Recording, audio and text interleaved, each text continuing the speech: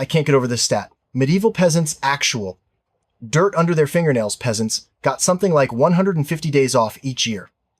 That's almost half the year. It totally explodes that whole people used to work more myth. It really is wild. I mean, you picture medieval life as endless toil, but those folks had feast days, festivals, and enforced rest. Meanwhile, here we are, scrambling for a measly long weekend and a couple scattered holidays. That's what gets me. Somewhere along the line, we just accepted that grinding all year is normal, like taking actual rest is some kind of luxury. And what's funny is, if you told someone today they could have half the year off, they'd think you were joking. But that was just Tuesday for someone like Elfric the peasant. You know when it really sinks in? At 4 a.m., changing a diaper with one eye open. And suddenly it hits.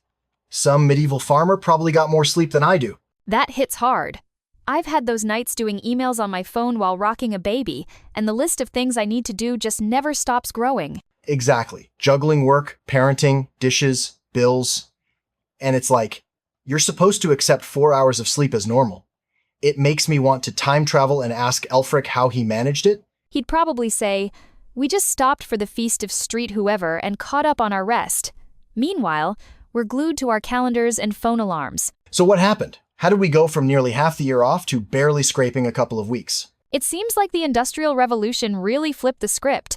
Suddenly, the value of a person was tied to constant productivity. Then mix in that Calvinist guilt rest became suspicious, almost sinful. And not just that. The whole system started rewarding people for overworking.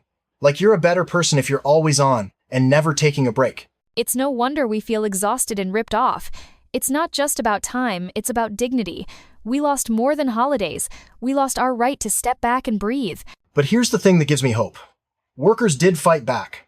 We got weekends, 8-hour days, and breaks because people organized and demanded them. Definitely. And it's not just history recently. Unions in Iceland and Germany pushed for shorter work weeks and actually saw productivity go up. People were happier and got more done.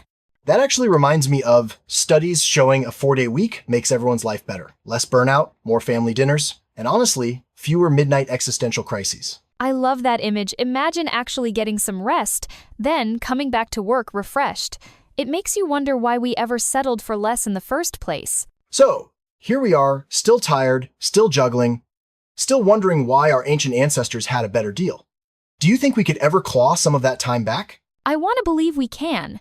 It takes people pushing together, though not just hoping for kinder bosses. When we recognize our exhaustion is structural, not personal failure, that's when things start to shift. It's almost like righteous anger is fuel for change. If we can get mad about bad beer or broken systems, why not about the way work eats up our lives? Exactly. And I think inviting more folks into the movement, whether it's unions, new policies, or just talking about how tired we are can actually spark something real. We just can't do it alone.